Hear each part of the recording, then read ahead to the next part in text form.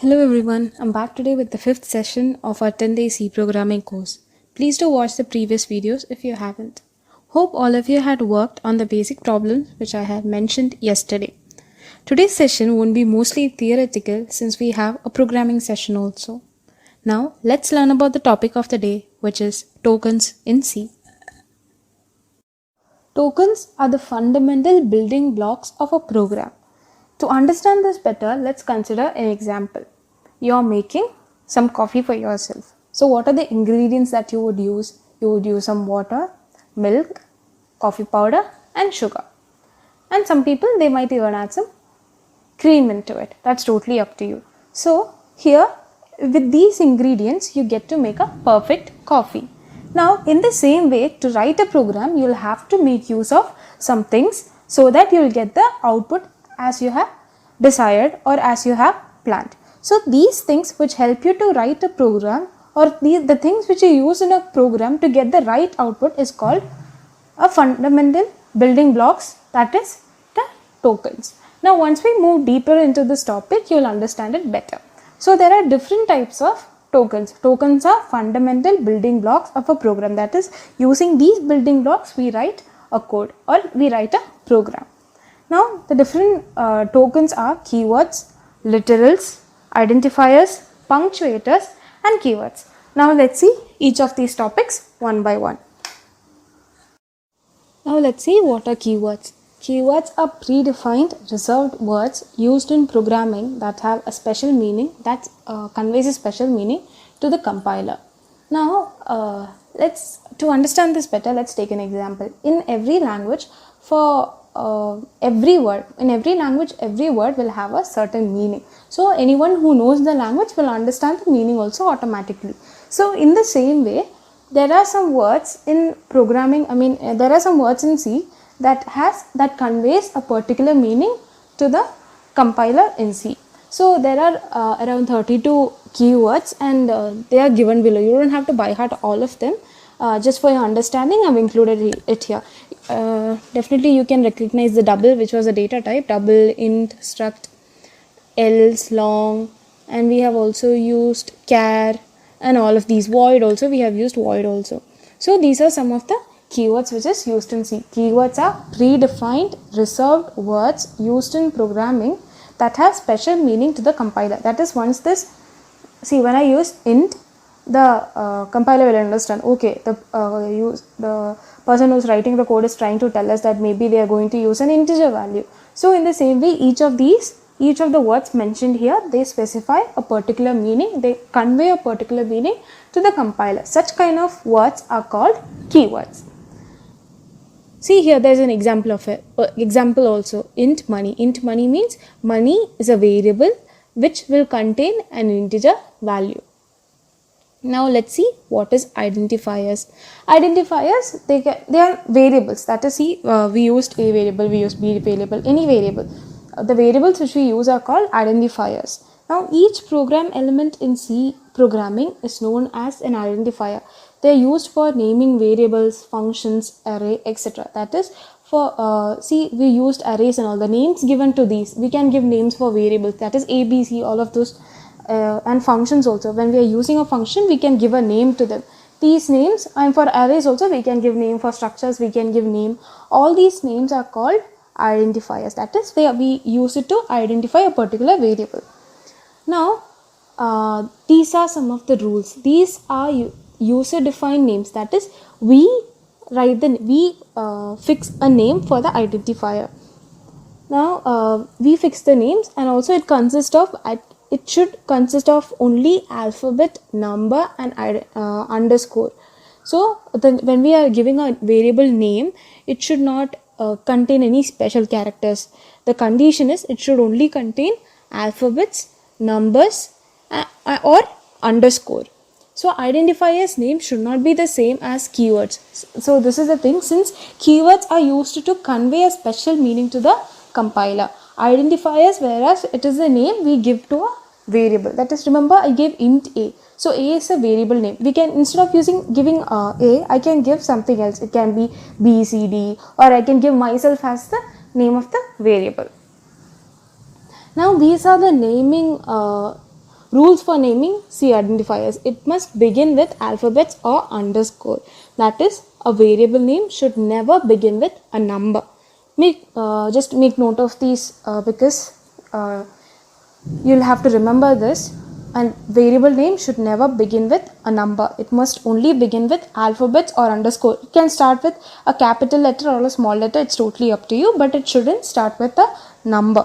Next one is only alphabets, numbers, underscore can be used. No other special characters, punctuators are allowed. That is, the only thing that is acceptable when it comes to a variable name is alphabets, numbers or underscore. Nothing else, even not even punctuators or special characters must be used.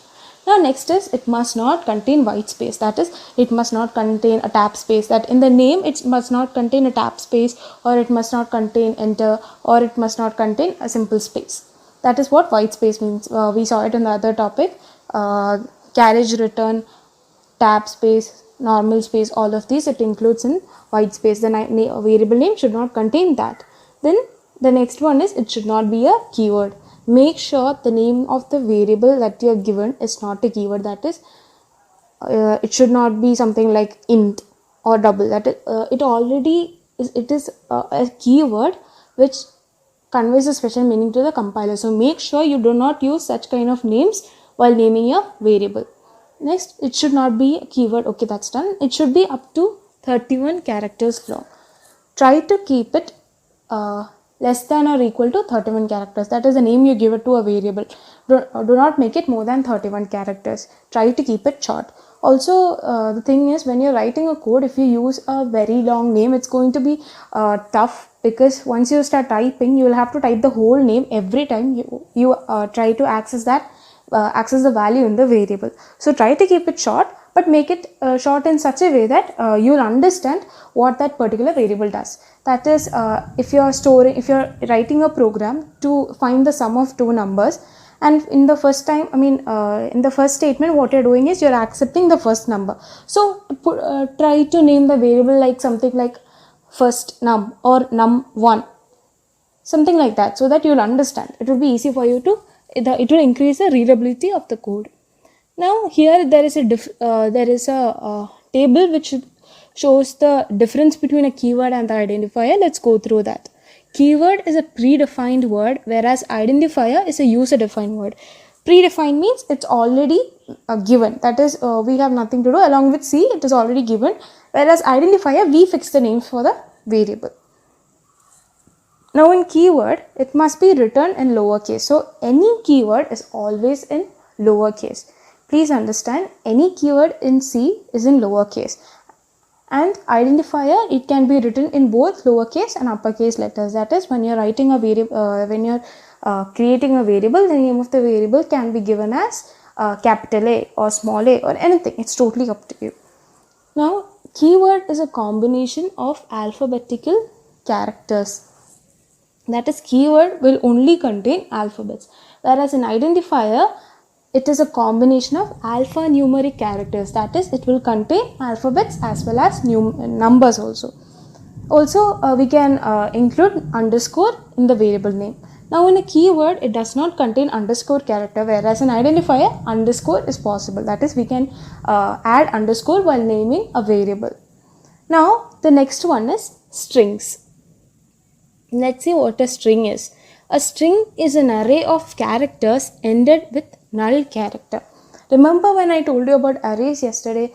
Array can be used to store values of the same data type. We can create integer array, character array, we can create double float array. So here a character array is called a string. So character array means in that array we can store a sequence of characters. Now here there is given some example. Char string of 20. Here the name of the array is string and the size of the array is 20, and also here it is of the data type is char. Then we are equal to in curly, after opening curly braces, since it is character, we are representing it with single quotes. So the first element, that is the first content of this array, will be S. Then the second content will be T. After that, third will be U, fourth will be D, fifth will be Y, and after that we are telling the compiler, what we are doing is we are telling this is the end. So we are putting a /0 there. /0 means end of content. Now char string 20 equal to demo. What they have done is, here they have declared char array, a string character, this is character array, and the name of the character array string, size is 20, the data type is char, and they are putting like this in code. So what happens is, in the first position of the array D will be stored, in the second position E will be stored, third position M will be stored, and fourth position O will be stored. So this is what will happen if you initialize. This is called initialize. Initialize is the process of assigning value to a particular variable. So here along with you're declaring the variable as well as you're assigning the value. So this is initialization. Now here is char string, but size of the array is not mentioned and directly it is given demo. Now what happens here is, here in the first position of the array D will be stored, in the second position E, third position M, and fourth position O, and automatically what the compiler does is it will count the elements here. So there are 4 elements. Now the size of the string, the size of the character array will be set to 4. So these are the different ways that you can store values in a character array, or character array is called a string. So don't confuse here. This is actually, string is the name of the array given.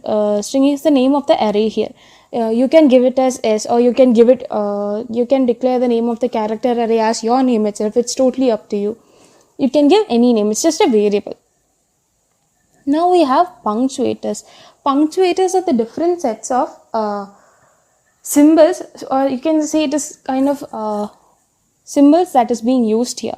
So here this is square bracket, that is for arrays we use it, and parenthesis operator, this is for functions we'll use it.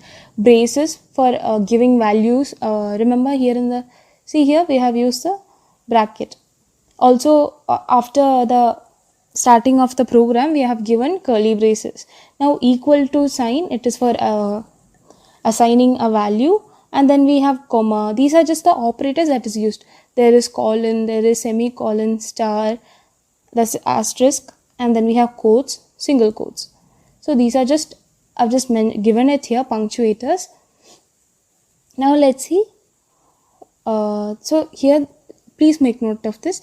In A plus B, plus is the operator, whereas A and B are the operands. There is a difference between operator and operands. Operator means the symbol, plus symbol is the operator, and A and B will be the operands.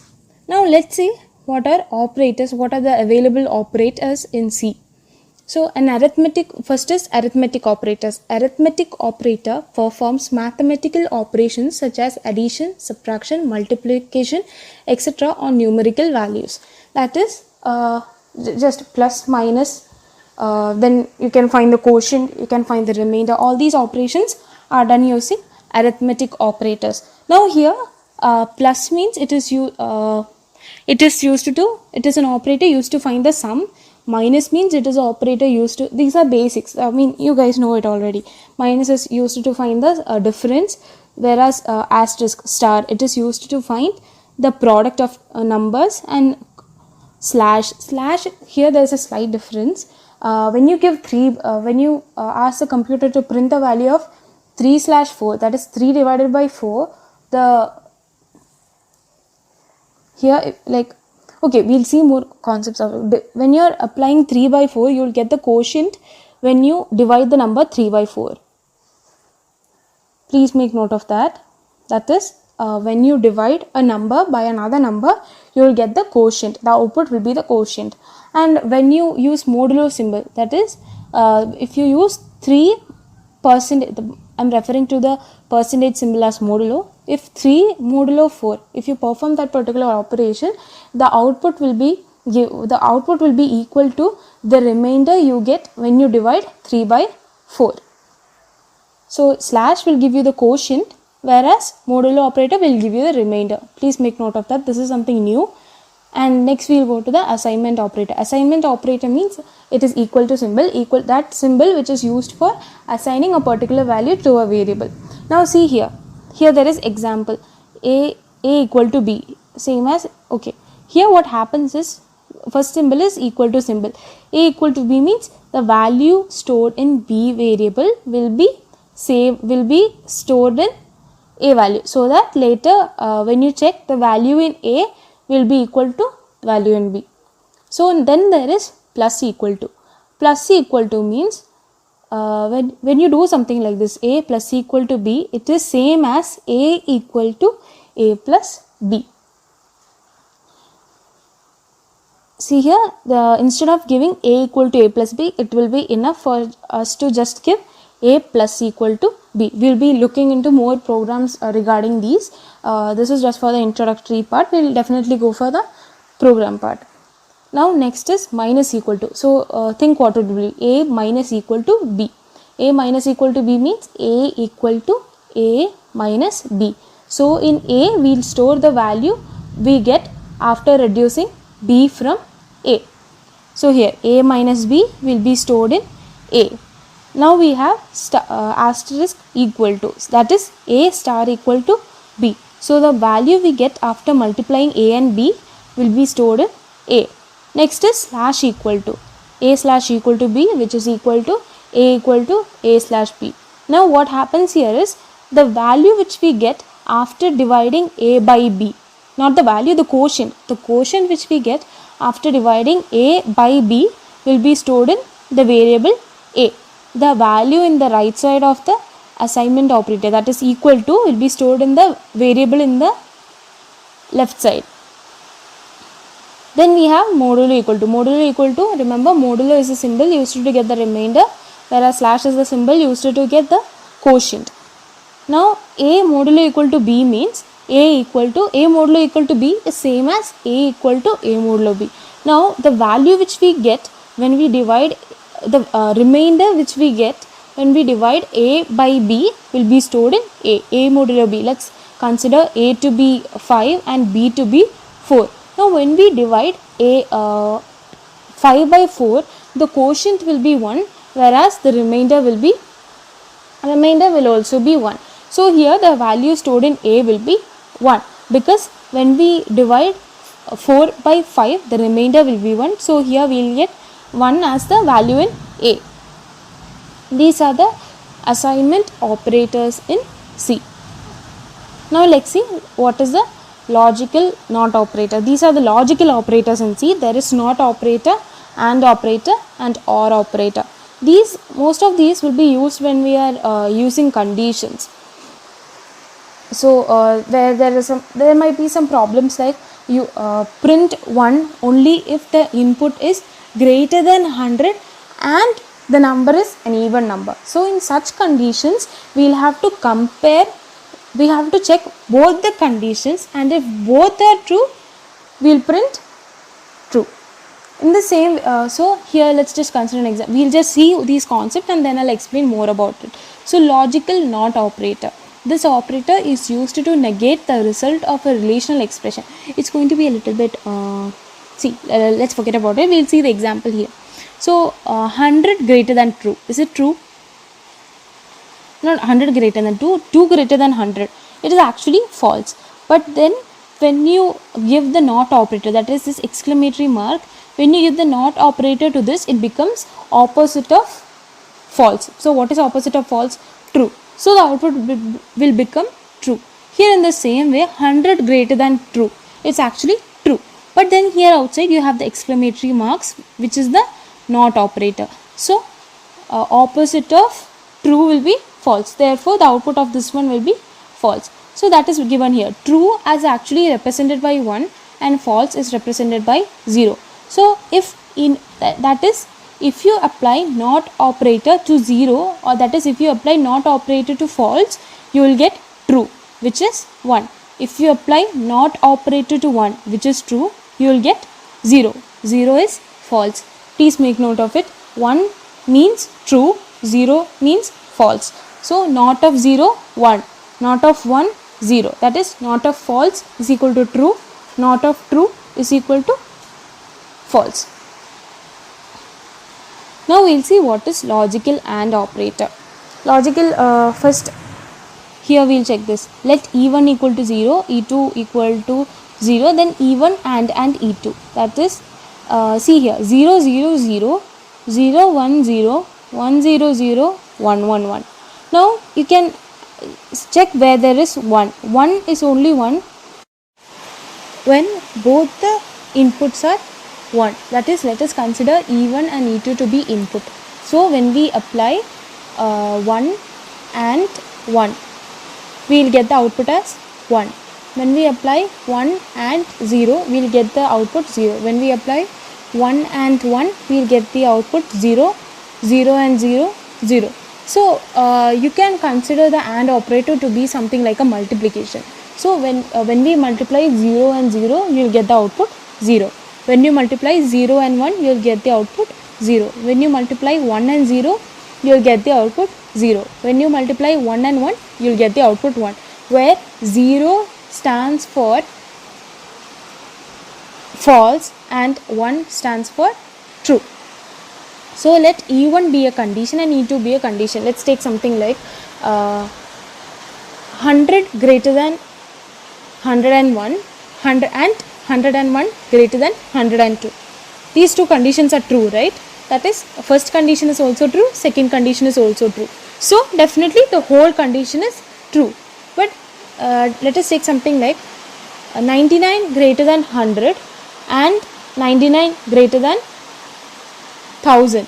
Here both the conditions are false, because 99 is not greater than 100 and 99 is not greater than 1000. So when both the conditions are false, the whole condition becomes false. Now let us consider 100 greater than 101 and 99 greater than 100. So the first condition is true, but the second condition is false. So since we are using AND operator in the middle of these two conditions, the whole condition becomes false. The thing when you are using AND operator is, when one of the conditions used becomes false, the whole condition becomes false. That is, the output will become false. But when all the conditions are true, then the output will become true. That is the thing with AND operator. When any one of the condition becomes false, then the output will become false. But if all the conditions are true, then the output will be true. Now let us see what is logical operator. Logical operator, it is similar to a plus operator. 0 plus 0, 0. 0 plus 1, 1. 1 plus 0, 1. 1 plus 1, 1. 1 plus 1 is actually 2, but here it's not actually mathematics. Just for your understanding, I'm just considering it to be plus, like take it as an example of plus. So here 0 means the condition is false, 0 means condition is false. So here what the condition is, if any of the conditions are true, then the output will be true. Here you can see it. See, if any one of the, if E1 or E2 is 1, if it is enough for any one of it to be 1, then automatically the output will be 1. That is, if 99 greater than 100 or 99 greater than 80. 99 is definitely not greater than 100. It is false. Then after OR we are having 99 greater than 80. That is true. So the output of this one becomes true, because one of the condition is true. Now let's see what is so here there is logical operators. See, and ampersand, it represents AND, logical AND. Then there is pipeline, two pipelines, it represents logical OR. Then there is exclamatory mark, it represents logical NOT. Now let's see, here there is an example given. If C equal to 5 and D equal to 2, then the expression C equal to 5 and D greater than 5 equals to false. That is, C equal to 5 is true, because C value is assigned to be 5. Now D value is assigned to be 2, but here it is telling D greater than 5. D greater than 5 means first it will check the value stored in D, which is 2. 2 greater than 5, false. So when you are using AND operator, if any one of the condition is false, then definitely the output will be false. So therefore the output here is false. Now the next is we are checking an example of OR, logical OR. For logical OR, if any one of the condition is true, then definitely the output will be true. Here C is the same condition, C equal to 5 and D equal to 2. C equal to 5, it is true. Now after OR you are having D greater than 5. 2 greater than 5 is false. But here the first condition is true, so therefore it is enough for any one of the condition to be true, therefore the output will be true. Now we have exclamatory mark, which is the logical NOT. So here it is given, if C equal to 5, see the value assigned to the C variable is 5, then the expression C equal to 5 is true, right? Because the value of C, a value assigned to C, which is 5, is equal to 5. Equal to 5 is used to check whether two values are the same.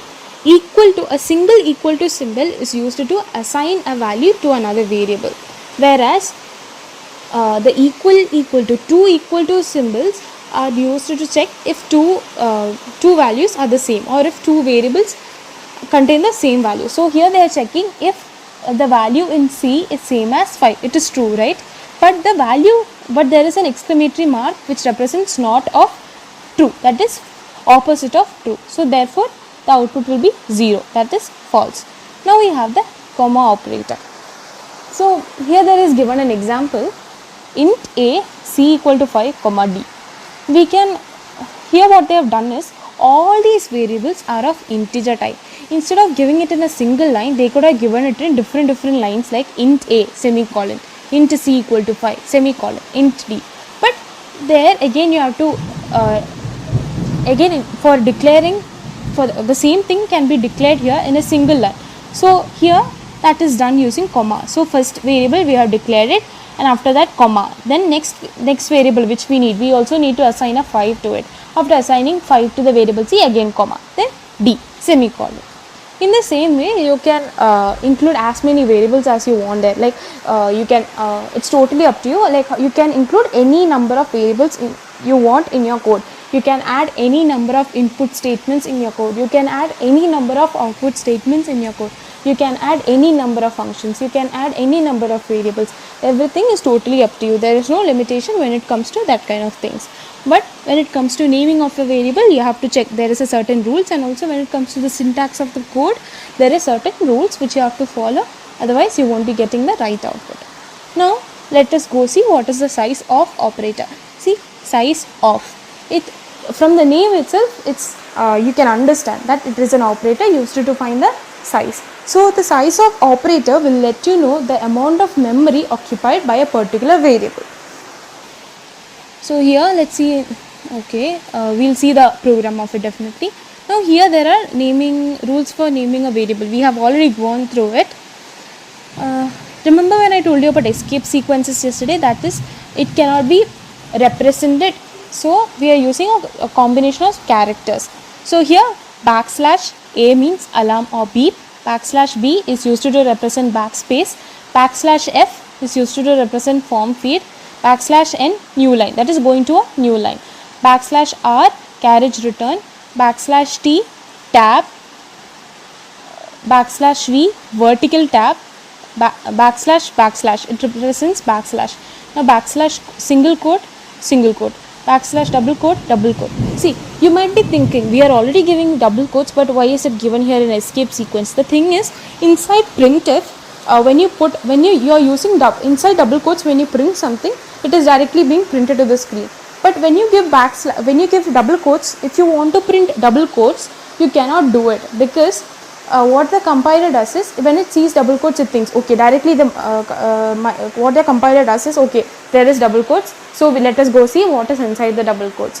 The compiler won't understand that we are trying to print double quotes.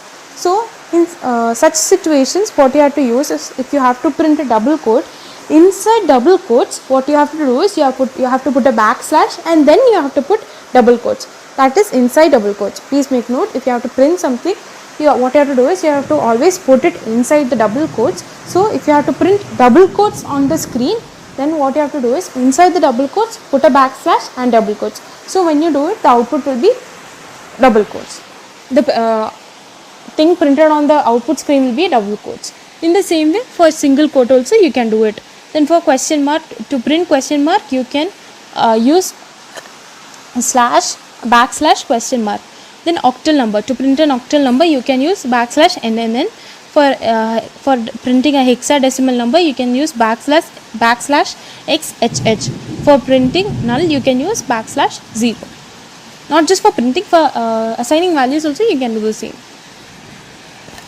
Now remember, to represent the end of a string you can also use /0. Now these are some of the format specifiers. Format specifiers are used when you're printing or getting an input from getting a certain value as an input. So modulo C is used when you have to print or accept a character as input. Now modulo D, it's for integer, signed integer. Modulo E mostly we won't use. What we'll be mostly using is modulo C, modulo D, modulo F, and unsigned integer and all. It's totally up to you. You can just go through it. Now there is modulo E, modulo F, modulo G, modulo HI, modulo HU, modulo U, modulo X, modulo N, and modulo. Modulo is used to print modulo character. Now there is modulo I for signed integer. See, for signed integer you can use modulo D or modulo I. It's totally up to you. Now there are a lot of them. So we have covered today's topic, that is tokens. So these are all the tokens which are used in C. If you have any doubts, let me know.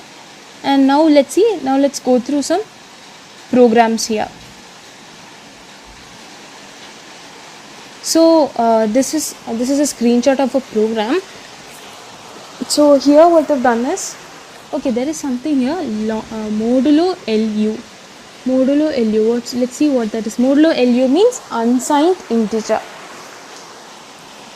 So the value will range from 0 to 68,000. I forgot the number. It's 60,000 something. You can just check it. I mean, it's not necessary to by heart it. Here we'll see these programs later. Once we go through these programs, that is, these programs will let you know about the tokens or operators which we discussed above.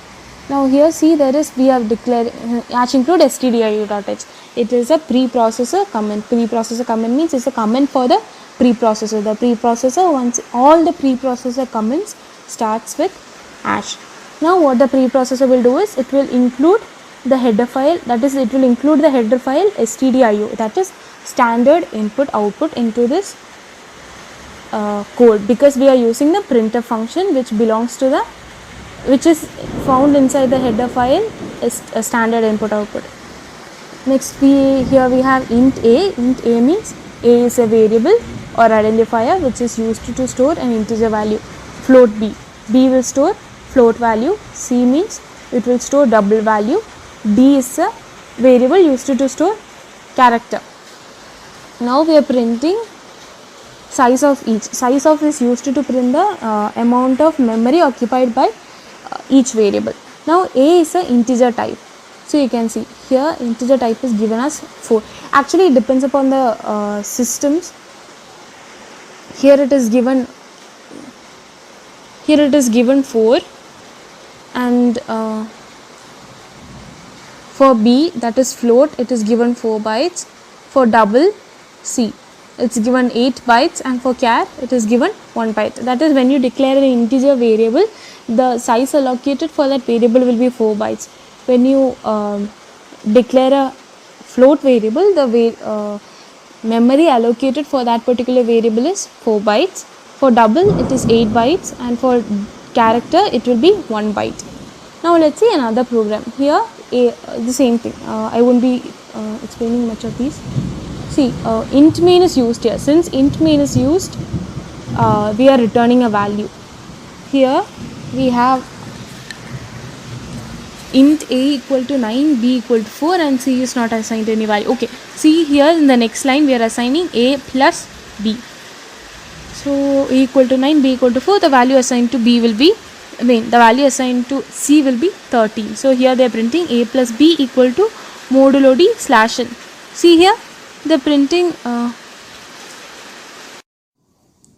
So actually the value stored in C will be 13. Here you can see inside double quotes again they are putting modulo D. Modulo D, like I said before, if you put C instead of modulo D there, only the character C will be printed on the screen. But if you want to print a value on the screen, then you have to put modulo D, and after double quotes, after comma, you have to put the variable whose value should be printed.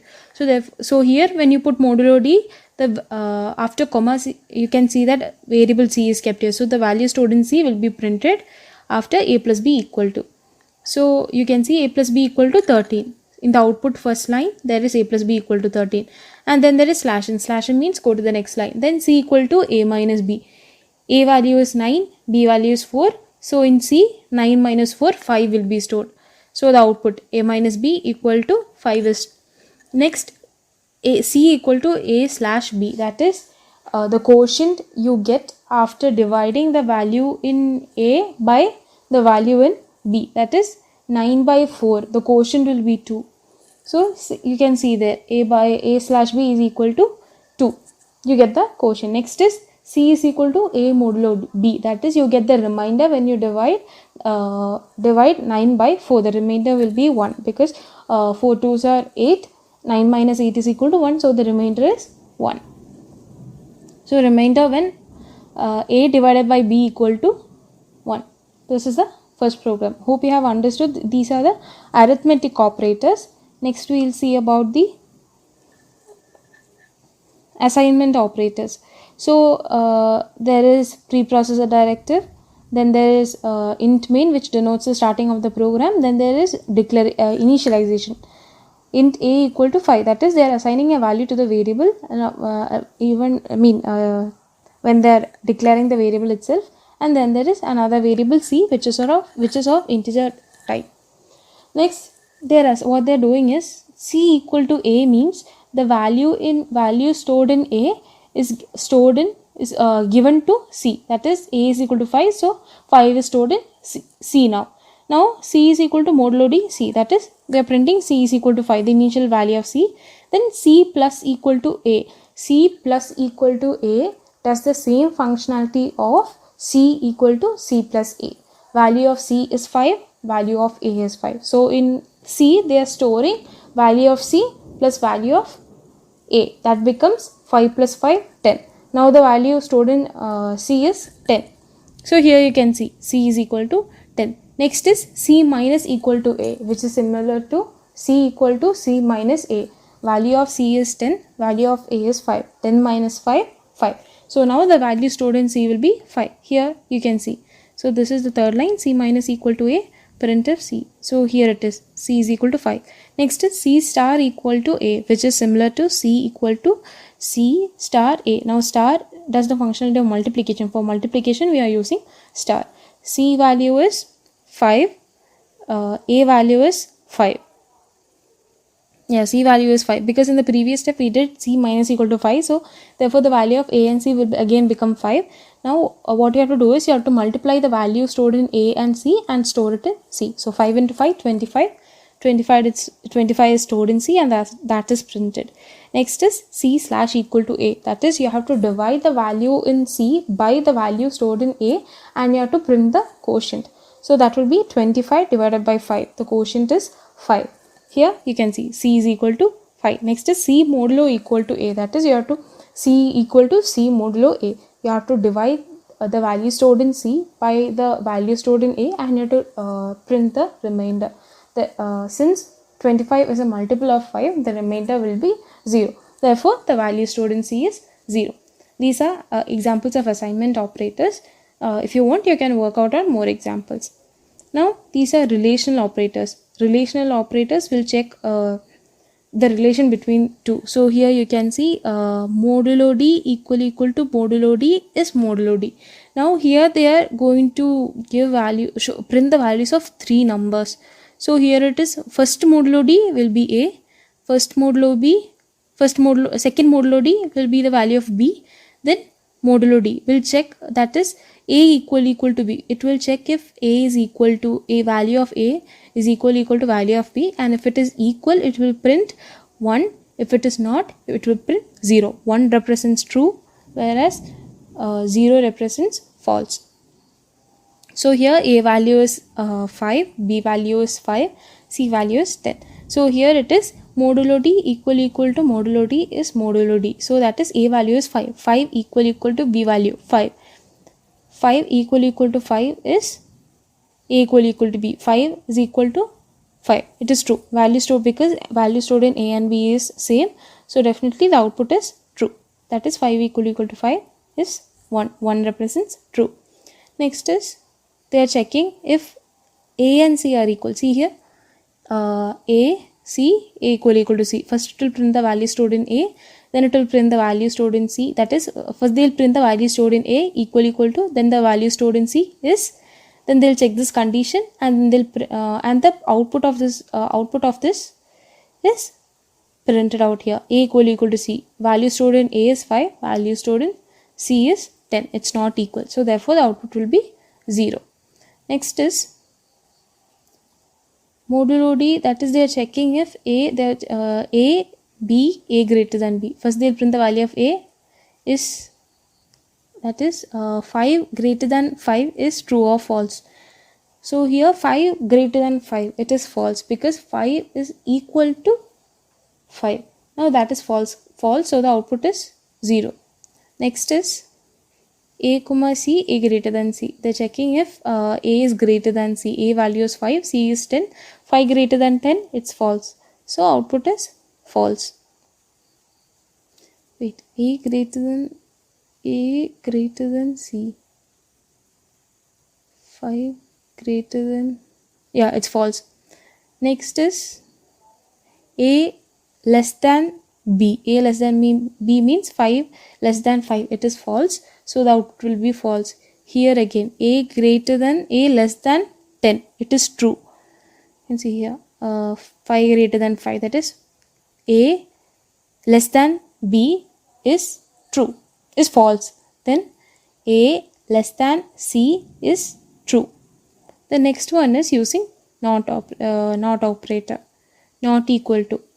A not equal to b. 5 not equal to 5, it is false. See here, 5 not equal to 5 is false. Then they're checking. Next is they're comparing the value of a and c. So a not equal to c, that is 5 not equal to 10. It is true. So the output will be 1. Next it is a greater than or equal to b. 5 is greater than or equal to 5.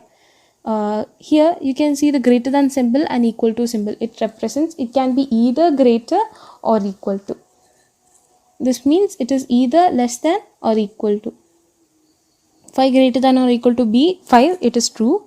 5 greater than or equal to 10. See, value stored in c is 10. So 5 greater than or equal to 10, it's false. The condition is false. See here.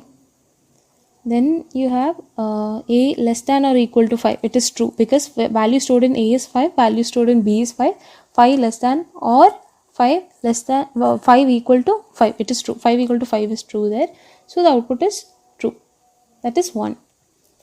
A comma c, a, they're using, I hope you have understood this, why they're given a comma c comma a great less than or equal to c. Here first modulo d, here the value printed will be the value stored in a.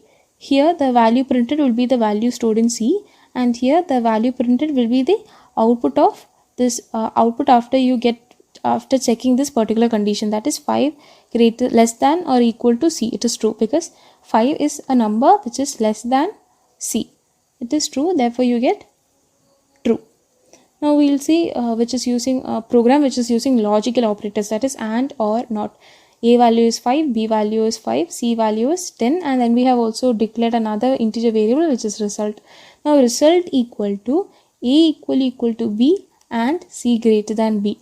Now in order if this whole condition has to, that is if the output has to be true, then both, when you're using and, then both the conditions should be true. 5 equal to 5, it is true. Now let us check this condition. 10 greater than 5, it is also true. Here I am saying 10 greater than 5 because the value stored in c is 10 and the value stored in b is 5. So 10 greater than 5 is true. So both the conditions are true, therefore the value stored in result will be true. See here, they're printing A equal to B and C greater than B is modulo D result. So the value stored in result is 1. 1 represents true. Next, result equal to A equal to B. This is comparison operator. Equal to is comparison operator. It checks if both the numbers are equal. A equal to B means if 5 equal to 5 and C less than B. C less than B means 10 less than 5. 10 less than 5 is definitely false. And also when you're using AND operator, both the all the mentioned conditions should be true. Since one of the condition is false, definitely the output becomes false. So here you will get this output as 0. Next, A equal to B or C less than B. So A equal to B condition is true. And the second condition is 10 less than 5. It is false. But the output will be true because the operator used here is OR operator. Logical OR operator, we are using OR operator. So the thing with OR operator is if any one of the condition is true, then definitely the output will be true. So in result, the value stored will be true here. Next is result equal to A not equal to B or C less than B. 5 not equal to 5. That's definitely false. And also C less than B. 10 less than 5. That is also false. So in order for a condition for the output to be true, while using an OR operator, any one of the condition has to be true. But here both the conditions gives us false. So definitely in result false will be stored. That is, you will get 0. Now next is A not equal to B. A not equal to B is false. But then you have the not of false. So not of false is true. So in result true will be stored. See here you have true. Now again it is given A equal to B. A equal to B means 5 equal to 5. Definitely it is true. But then you have a not operator here. So not of true means opposite of true is false. So the value stored in result will be false. Now this is the explanation of the logical operator. These are the explanations. If you want, you can just go through it. I'll leave the link to the document in the description below. Now we will see another example of the increment and decrement operators. Now if you have to increment a value by 1, you can either use the addition symbol. That is, if you have to increment the value stored in A by 1, you can use the statement A equal to A plus 1. So automatically the value stored in A becomes 1. But then you can use something called a plus symbol. So plus symbol, what it does is it increments the value by 1. It is same as that is A plus is same as A equal to A plus 1. Now here you can see int A is declared to be is initialized with the value B with the value 10, B with the value 100, C float C with the value 10.5 and D 100.5. Now if you that is after applying plus A, what happens is first it will increment the value of A by 1 and then it will print. You can see it is 11. Now what happens is next is minus B means the value of B is reduced by 1 and then it is printed. 100 minus 1, 99. Next is plus C. Increment the value of C by 1. It was 10.5. Now it has become 11.5. Next is minus D. That is decrement the value stored in D by 1. Okay, there's a slight difference here. They should have mentioned okay, it should be actually minus, but it has become plus. Actually it is minus D is equal to 99.5. So these are the programs. Next let's see the other 5 programs. Yeah, these 5 programs, we'll see the output of these 5 programs. Now let's see a simple program to accept 2 integers from the user and to print the sum of those 2 numbers. So here first I'm declaring 3 integer variables, which is int A, B, C. Now I can declare it in the same line, or I can declare it in 3 different lines. If I'm declaring it in 3 different lines, I'll have to use int A semicolon, in the next line int B semicolon, in the next line int C semicolon. Now even if you want, you can put I said I'll be writing int b semicolon in the next line. If you want, you can put it in the same line, because to say that it is the end of the first command, you are using a semicolon, so the compiler will understand. But then to increase the readability of the code, it is better to declare if you are declaring the variables separately, then it is better to declare it line by line, so that will increase the readability of your code. Now the next is there is a printf statement, and it is to and the message given out will be to enter a number. And in the next line you have scanf function. Scanf function is used to accept an integer, a value from the user. So here I'm accepting an integer value, and I've used the format specifier modulo d, which represents I'm accepting an integer value, and it has to be stored in the variable a. In the next line I'm giving out another message with /n. /n will take the cursor to the next line and enter a number. Enter a number will be printed on the screen. Then the user will enter another input, and that input I'm storing it in the variable b. Now in the next line there is c equal to a plus b. So the value stored in a and the value stored in b will be added, and the value obtained will be stored in the variable c. So in the next line you can see the sum is modulo d. Modulo d means the value stored in c will be printed. Now let's see the output. Here they're asking to enter a number. Let me enter 7. You can enter any integer number. Then now they're asking me to enter another number. I'll give 4. Now it has printed the sum is 11. That is 7 plus 4, 11. The value stored in C is 11. C equal to A plus B. That is 7 plus 4, 11. Now this is the output of the simple program. Now before we go to see the next program, there is something else that you have to know. It is about ASCII. The code ASCII, that is it is ASCII. It is pronounced as ASCII, which stands for American Standard Code for Information Interchange, uses 7-bit to represent each character in computer memory. The ASCII representation has been adopted as standard by the US government and is widely accepted. A unique integer number is assigned to each character. This number, called ASCII code of that character, is converted into binary for storing in memory. For example, ASCII code of A is 65. Its binary equivalent in 7 bits is 10000001. Since there are exactly 128 unique combinations of 7 bits, this 7-bit code can represent only 128 characters. So ASCII actually it is used for information interchange, as the name suggests. That is when we are writing something in the code, every character, every number, everything is given a special ASCII number. So this particular number is then converted to binary for storing in the memory. So since the base for ASCII is 7, only 128 characters can be represented using this ASCII value. So there is an advanced version which is called ASCII 8.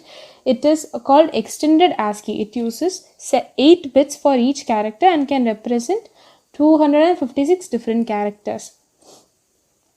So now let's see a program to print the ASCII value of the input which we are giving. Now let's see a simple program to get the ASCII value of each of the character. Now what I'm going to do is I'm going to accept a single character as input from the user. So single character in the sense, when I'm giving an input, it can be a number, it can be a special character, or it can even be a space, or it can even be an alphabet. So I'm declaring the variable as char c, that is character data type, variable name is c semicolon. Next line I'm giving a hint I'm printing on the screen, enter a character. So the user will enter a character. I'm accepting the character. This format specifier while accepting a character is modulo c, and I have to store it in the variable c. And while printing, you can see instead of using modulo c, I'm using modulo d. Now this is the thing. If you have to print the character which is stored in C, then you'll have to use modulo C while in the printf. And if you have to print the ASCII value, you will have to print Moduro D. Now let's go see the output. So a message has appeared, enter a character. Now we can enter any character. Let's try small letter A. So now we got the output 97. So 97 is the ASCII value for the character A. That is, if the while saving, if the thing to be saved is, if the character to be stored in the memory is A, the corresponding ASCII value is found. So the ASCII value of A is 97, and 97 is converted into binary, and then it is stored in the memory. By this, we have come to the end of the session. Please do let us know your feedbacks and suggestions. You can go to our website and definitely you can enter your suggestions and feedback. We'll definitely get back to you after that. And also, after attending this session, please don't forget to attend the test. The test will be closed by 10 p.m. So please make sure to attend the test before 10 p.m. tonight. And also, if you have any doubts regarding any of the topics that was taken before or was explained in this session, please let me know down in the comments, or you can contact me personally. I've given the link to access the notes in the description below. Please go through it. Thank you and keep learning.